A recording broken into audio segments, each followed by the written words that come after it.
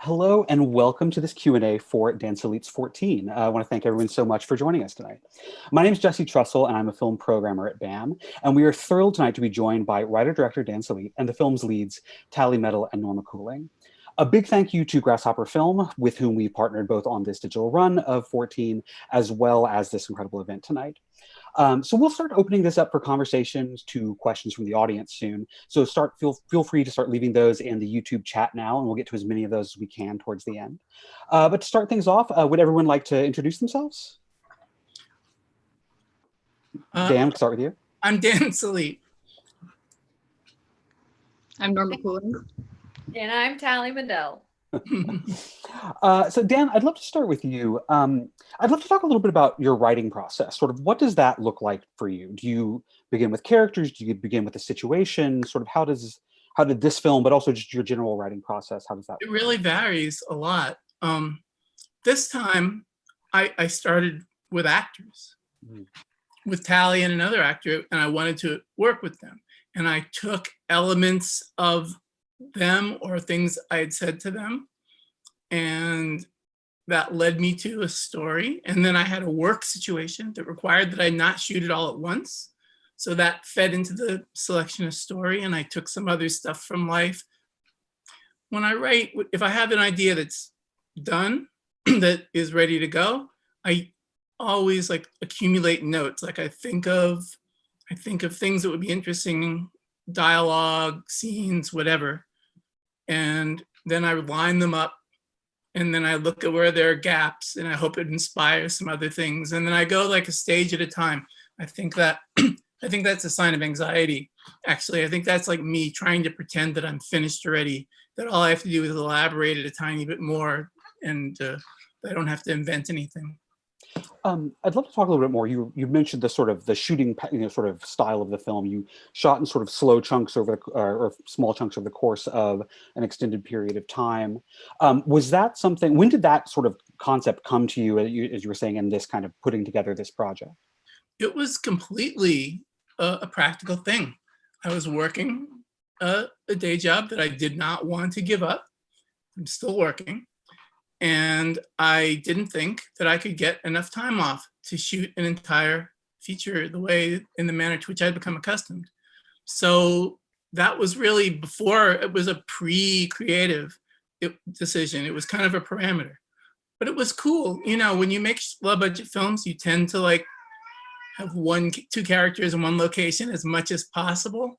And you might approximate that more or less. With The Unspeakable Act, I started stretching out a little bit because you kind of run out of two character, one location stories.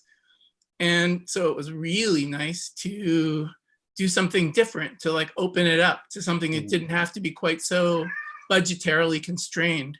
And it also gave me the chance to think about Maurice Pila, because moving through time opened up this whole other inspiration that had been percolating for a long time. This kind of amazing French director who I kind of tried to imitate a little bit in Honeymoon long ago, back in 1998. Didn't really understand him well enough then, but I felt like over the years I was kind of I get this guy, and this was the chance to do something that was, the sort of thing that he might do. You mentioned you were writing for Tallie. When did Norma come into the project? Norma came in pretty late. It was written for Tallie and for someone else. She didn't want to do the film. Someone else was cast, and she got a gig. And Norma was the third person cast. Pretty close. I don't think it was exactly at the end, but it was near the end. And it's interesting. I don't think about it that much these days because Norma, kicked butt so thoroughly.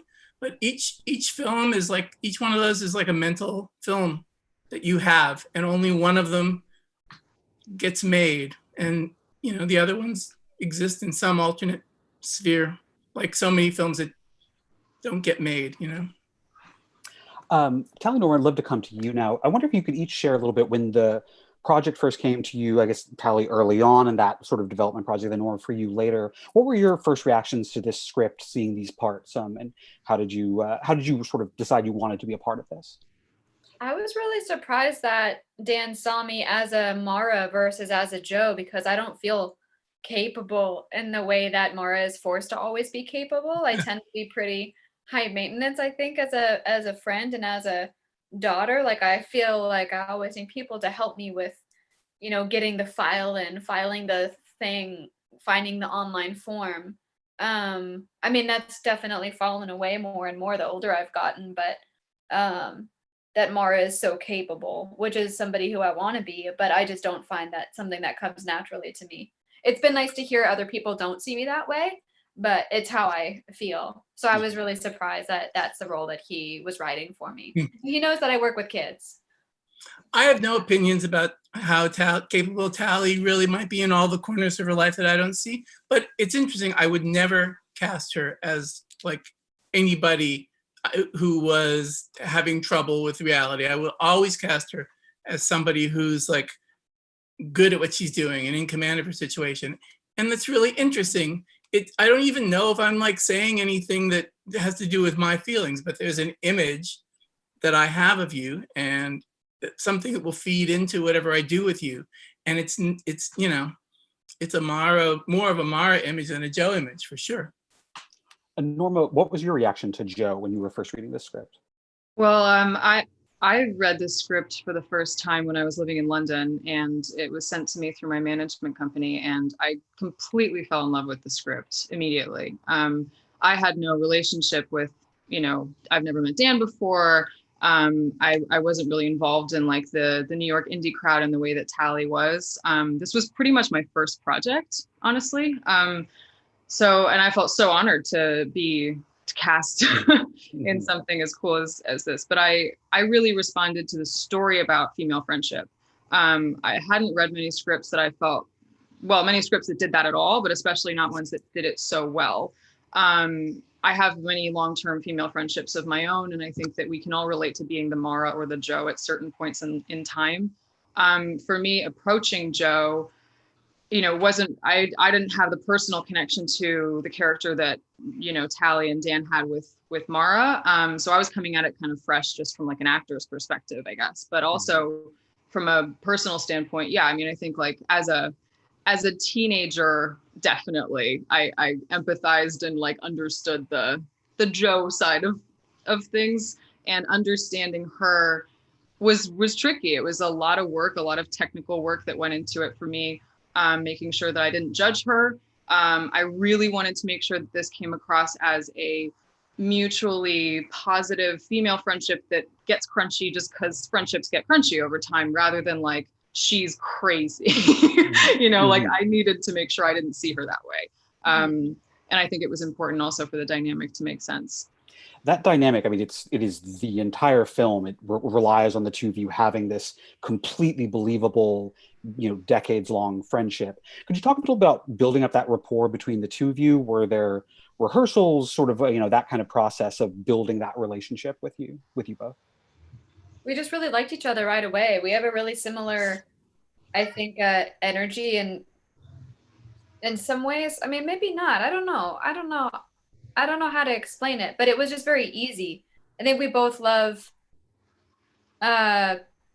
people in a way, and then I don't know. It was very easy, and then maintaining that friendship in the gaps was also very easy. We just naturally wanted to check in with each other. Yeah, I mean, I fell in love with Tallie when I first we instantly hit it off, and I think like what a gift to be able to do a movie about female friendship and have no idea who you're doing that with. And it could have gone either way. It might have been a different dynamic. It might have been just as interesting if we didn't get along, but it's so wonderful that we did, and that we could carry each other through this incredibly long-term filming process, and be there for each other, not just in terms of acting, but also as friends in real life. A lot of things happened to us personally throughout filming, and it makes the film this like wonderful historical artifact, for me anyway, where it's like I can look back on this huge period of time with someone who's now a very dear friend of mine. I'd love for you to also talk a little bit about that, keeping that emotional through line that goes through this film while having these sort of production breaks. Did you find that challenging? Sort of, how did you pick up the sort of the characters again after potentially months away from the production? That really wasn't difficult for us, I don't think. People ask us a lot about that. And I think for me, I was shooting Chicago Med at the same time. So that was definitely apples and oranges, like could not have been more different to go from this to that. But in terms of picking up the story, it's something that takes place over a long period of time. That's sort of in the construct of the film. So because of that, it was definitely like, okay, so time has passed. The time is supposed to have passed. So that's fine. And also, because I think Tallie and I created such a strong bond between filming periods as well, we kept in touch, like picking up where we left off, or even not where we left off, but after 5 years or whatever the time period was definitely not like a hampering thing. Not only didn't I see any such problem with them, but I don't actually, if I may just speculate, I don't really think it's a huge problem with actors in general. However actors approach their work, and it varies a lot from one to another, I don't think I've ever seen a situation where they drop some stitch that was so important that it affected the character. They all have a sense of character somehow. They all have a sense of what they're doing somehow. It doesn't seem that forgettable or that easy to disrupt with a short break in time. I would agree. I think that when you're working on a character, you sort of lock their characteristics and mannerisms into different parts of your body and into different parts of your voice. And so you can sort of access them. I like to think that we would be able to revisit these characters again later and they would still be right there. Dan, I'd love to return to you and talk a little bit about the elliptical sort of time structure of the film. You were mentioning that it really sort of comes almost organically out of the conditions of the making of the project, but it's also handled in such a beautiful and very surprising way. It almost sneaks up on you the way that time moves. When did you sort of come to that sort of structural idea? I think that came with the idea of jumping through time. I mentioned PLA before. Mm-hmm. So, it's not the whole thing about PLA. It took me a while to get past that, but the first thing you see about PLA very often is this way of like moving through time as if there was without transition. And it's something that I never doubted that I was going to do that. From the beginning, I was working with that idea. There's going to be this gap. How could do I want it to be more or less confusing? It kind of came with the territory. I don't really, somehow, I don't even know how I do it in a non-PLA way. It was not like part of my deck of cards. Mm-hmm. You have these incredible leads in Norma and Tallie, but you also have this really amazing sort of group of performers in the rest of the film. Sometimes some of them are longtime collaborators of yours. Some are sort of faces from the New York independent film world. What's the rest of that casting process like for you? How do you set out to find your performers? Yeah, it's evolving to this day. You try to mix like both doing something that someone has the chops to do, and the kind of documentary quality of having a person that is going to have an interesting effect. You probably, I think more and more as I go along, I'm a little more careful, but I still really like the idea of just seeing a person in real life and thinking if I can just get that, it'll be really interesting. And, I think that the mix is good because film is exactly that mix. It's intrinsically a mix of fiction and documentation. Not meaning to go all Bazinian on y'all, but you kind of want some of that surprise of a real person propped up in front of the camera and somehow managing to exist there. Mm-hmm. Towards that idea of the kind of fiction documentary mix, how much of the script was completely locked when you were going in? Was there room for improvisation on the set? Could you talk a little bit about your sort of acting or your directing methods along those lines? Well, I'm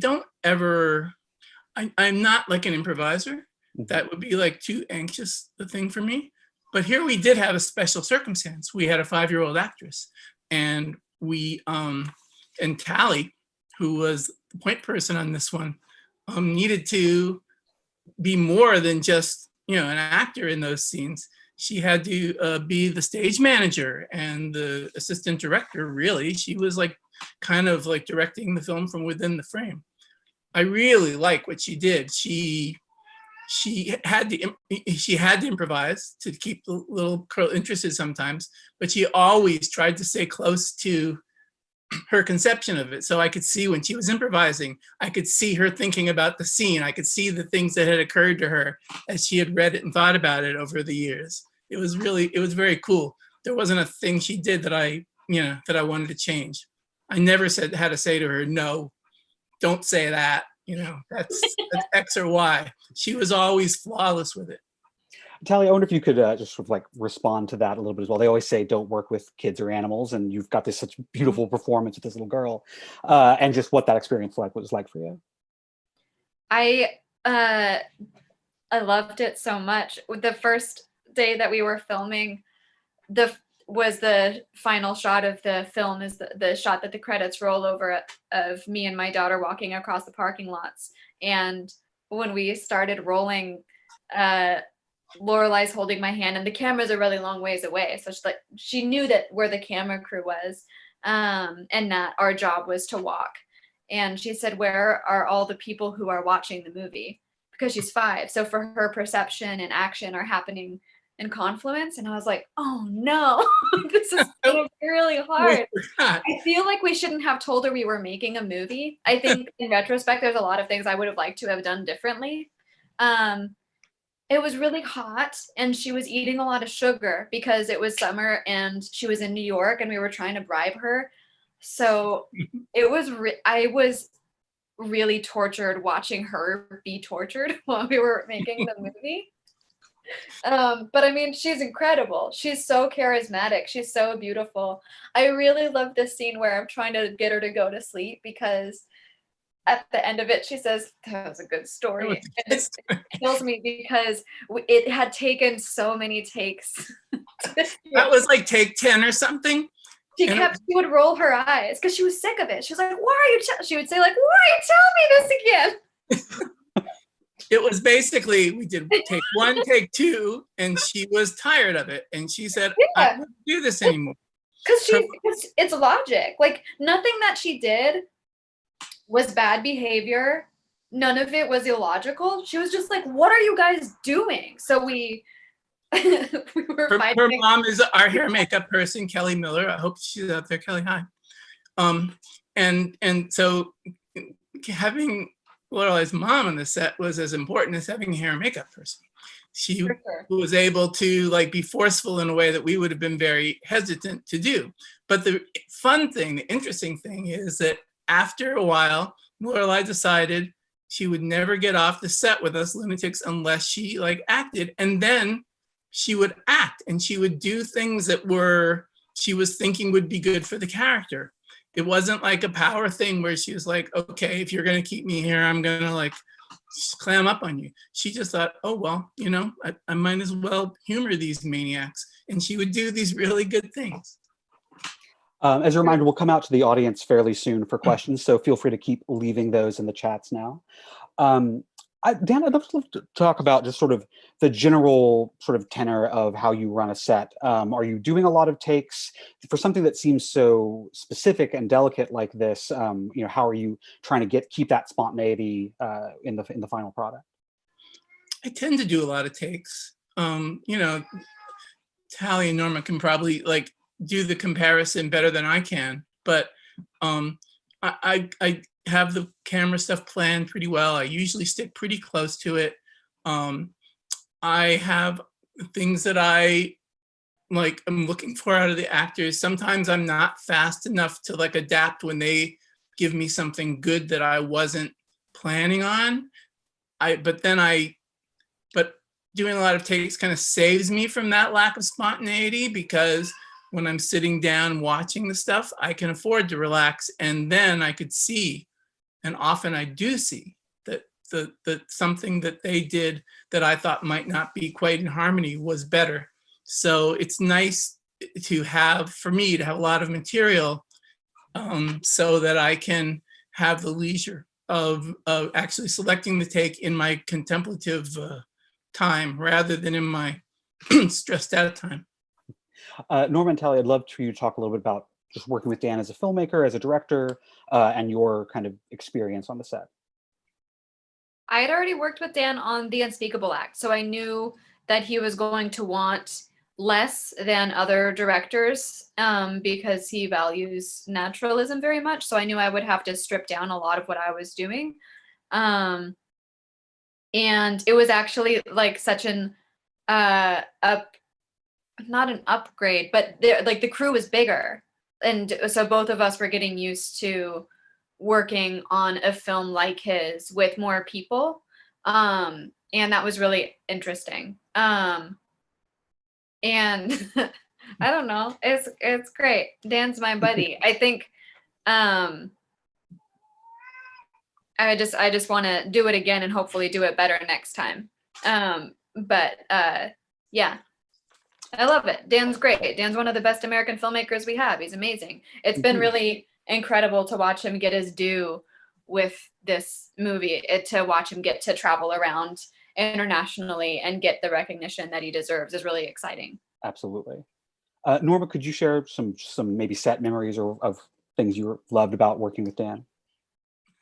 Yeah, I mean, I think it was a wonderful experience. It was a very intimate movie and a very important movie, I think, for storytelling perspective. So the three of us, me and Dan and Tallie, kind of working together on this was such a creatively rewarding experience. And I mean, for me, like, naturalistic styles have always felt more natural, for lack of a better word. And I think, like, I felt like it was such a gift to get to, like, dig my teeth into a character like this creatively.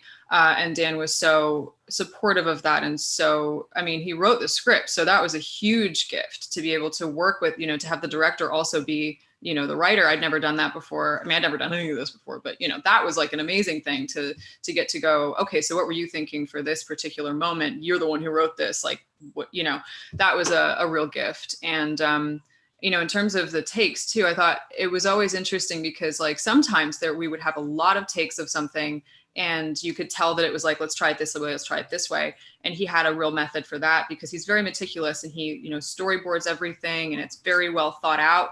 And sometimes for Joe's big, like, 7-page breakdown, we only shot that like 3 times, I think. That was like, or 2 times, it was a very quick, and it was 3 times. Dance does 3 times.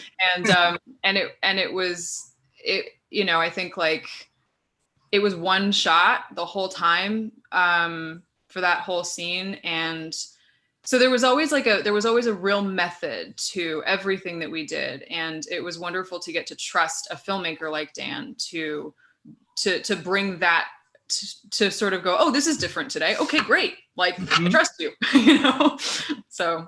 That was an amazing day on the set. Everybody was completely aware that Norma was, like, nailing the scene to the wall. The mood was, like, so pleasant, but it was, like, also very anticipatory. And after 3 takes, Norma said to me, I don't think I could do anymore. I have no more tears. And I said, you're good. Don't worry about it. And then we turned the camera around to Tallie, which is actually really, really important for that scene. And, she was just as good. Great. We're going to open it up. Tallie, I love your acting. Dan. Tallie's wonderful. Tallie's wonderful. Tallie's it felt like Dan being like, honey, you were good too. No. We shot Norma first for sure because it was like the thing that was difficult. But you also were like so good in that scene, and without you, that scene would drift away. It would drift away into the drama. It's such an important part of that for me. I would not have been able to do that without Tallie. A lot of people also, for the funeral home scene, Norma, not that, never mind, maybe I shouldn't say anything. Should I say anything? To spoil it, well, I'll leave that one to Jesse.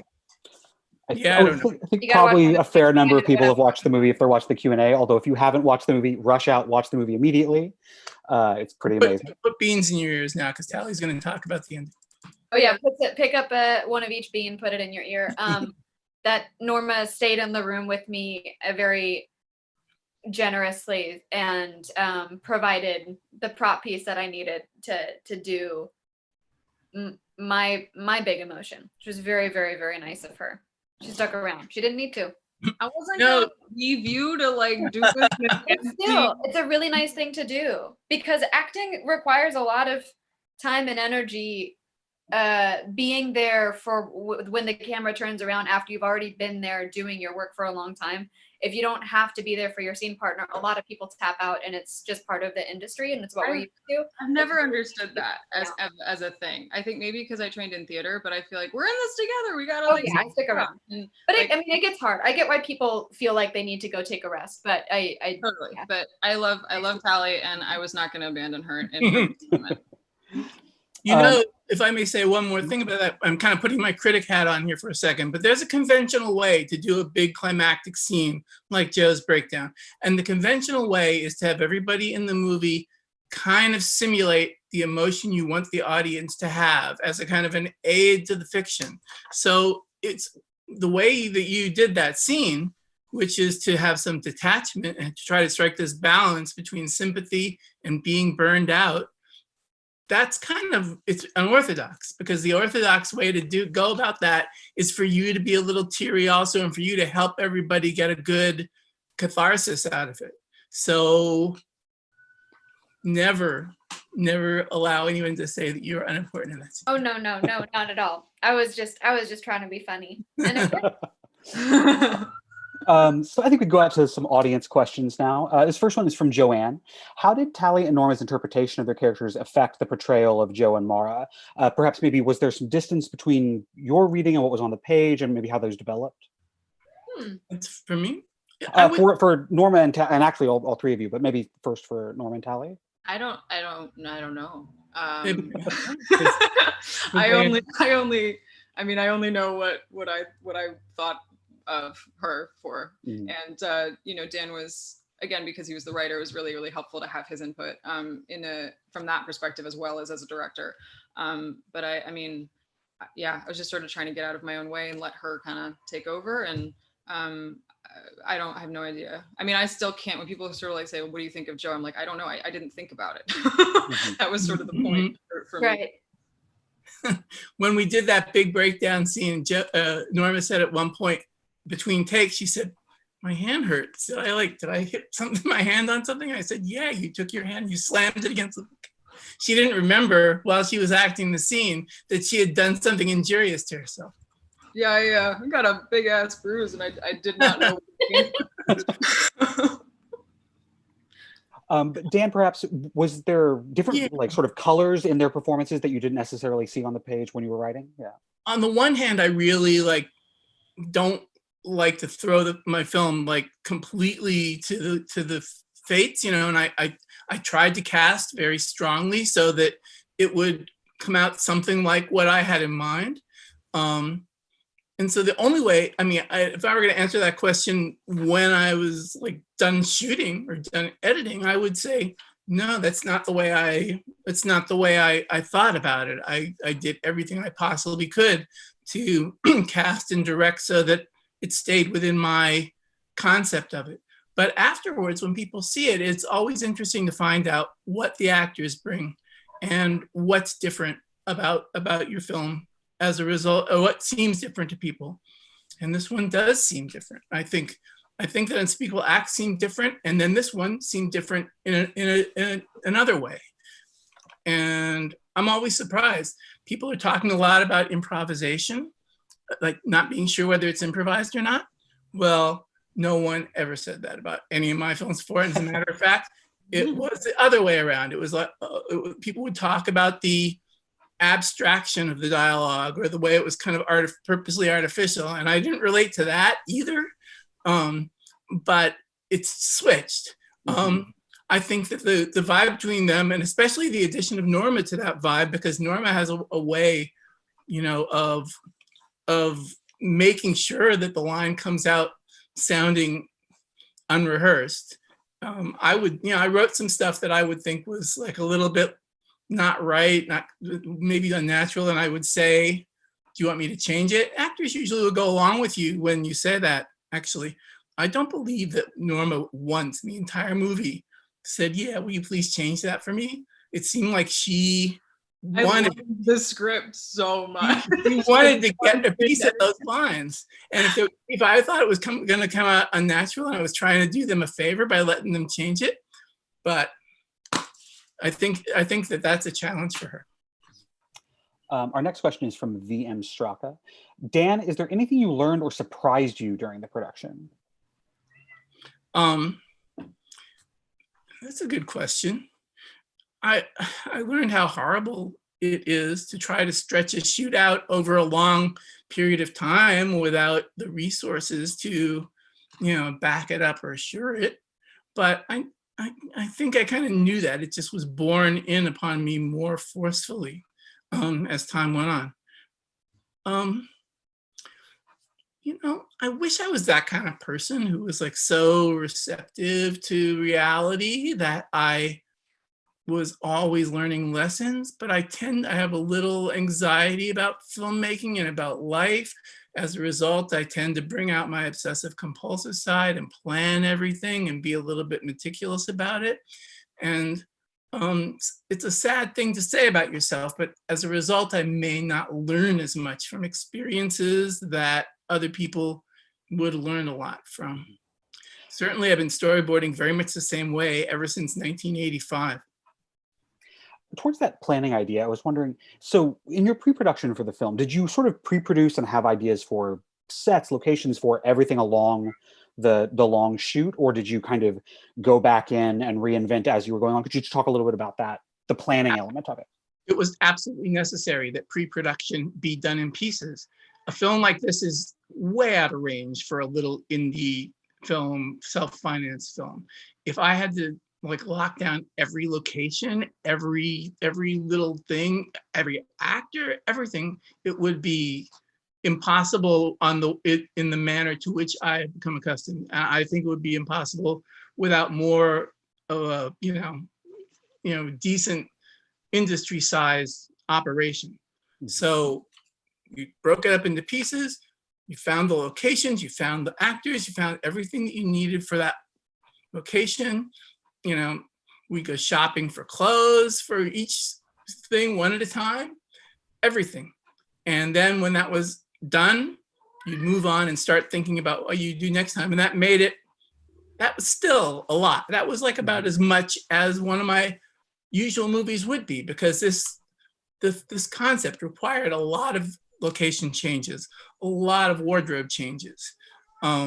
So that was about as much work as a regular movie, 4 or 5 times. Mm-hmm. The next question is from Paula. What inspired the long shot of the Katona train station? What inspired it? It doesn't usually take much to inspire me to do a long take. I'm usually like there. I mean, I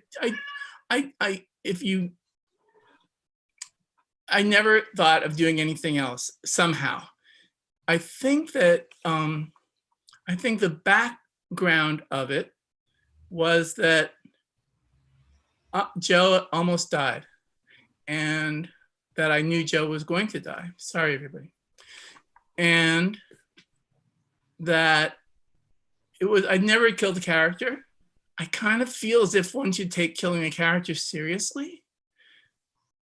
And it was a solemn moment for me. It was like the beginning of a very sad process, or it was the first sign, the first time that the angel of death kind of tried to get into the movie.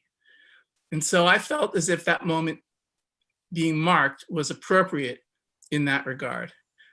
And then also, I might not have done it exactly that way if I didn't feel like that train was infinitely interesting. There's so many trains are cool, had a good angle on it. You get to see all the things about trains. You get to hear it. You get to see it pull in. You get to see the people coming out. You get to see the commuter town operating, people picking up their spouses, people getting in the passenger seats of cars that had been parked there for your whole shot. So that was all fun. And then I didn't even realize how affected I was going to be when the camera first picked Tallie out and started moving. When you saw her, I was crying a little bit at the first time I did that. And then of course, when you do like a long take like that with nothing going on, a certain number of people are going to suggest that maybe you exercise your option as an editor and trim it. And it was like something I thought about briefly, but I just had gone in so much with this idea that I was going to like stop the film dead for like 3-4 minutes, whatever. And I loved the shot really.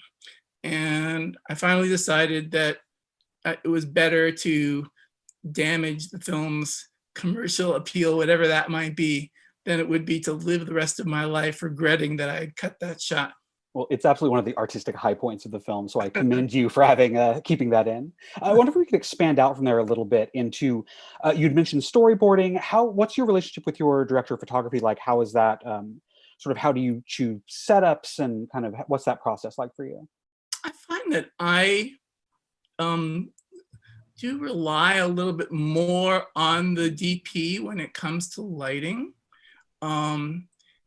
I never had a DP that was like in rebellion against what I wanted to do.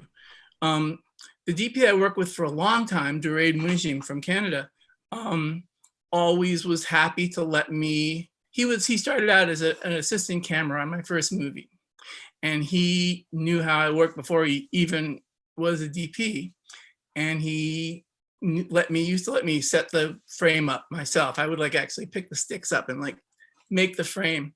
But I really needed, him for the lighting. I wasn't really up for it. All I would ever do with that is try to give them certain guidelines, talk about Nestor Almendros until, everyone's sick of it.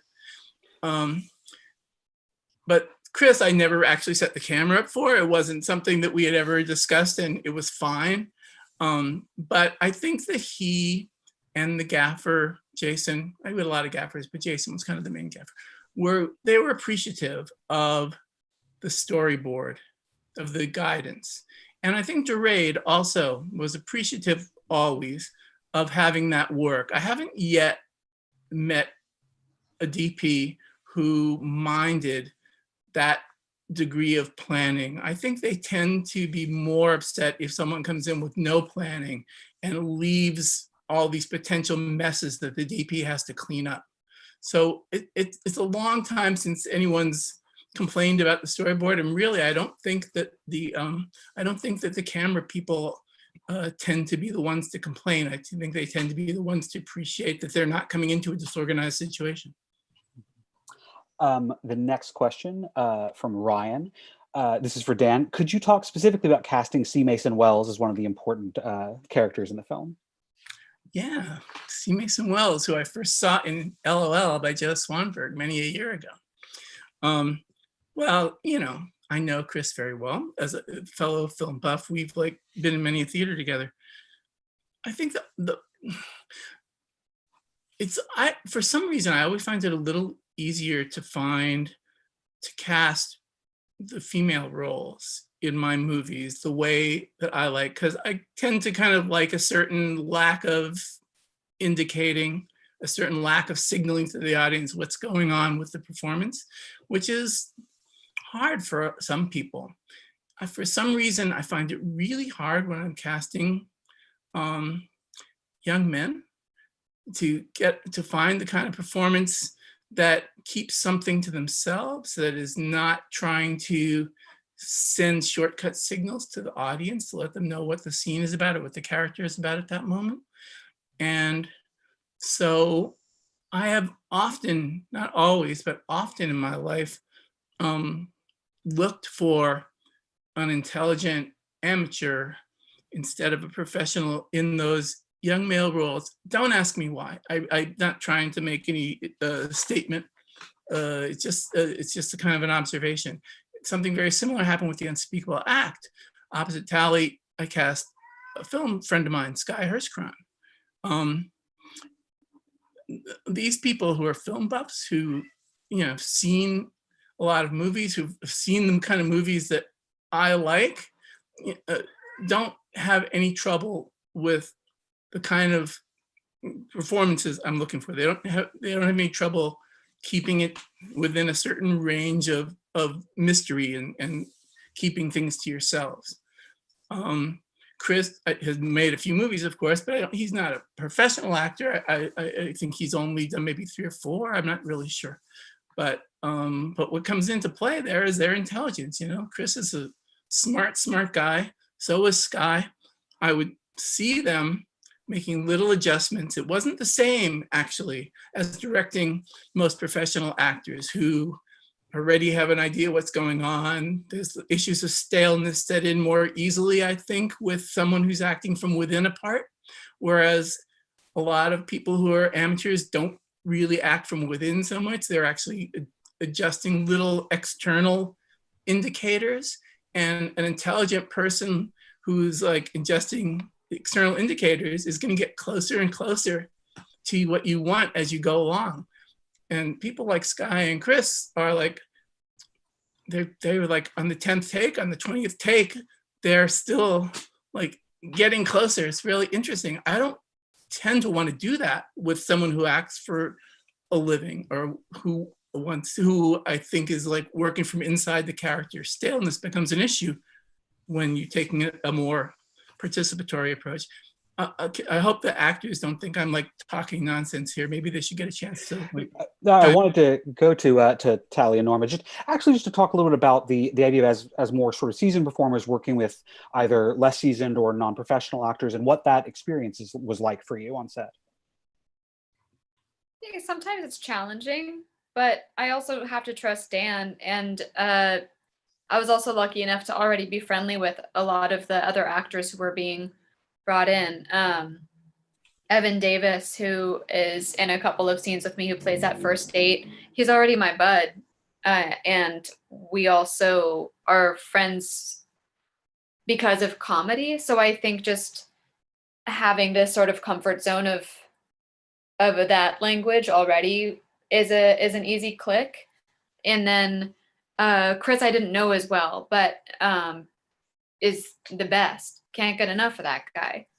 I don't know. I think sometimes it's refreshing and exciting. Other times it's a little challenging, but I know, I already know Dan's films and that it's going to work. Mm-hmm. Norma, do you have anything to add about that? I totally agree. I think it totally depends on the person. Sometimes it's really exciting and cool to see the total naturalism of someone who's never been in front of a camera before and like is just talking.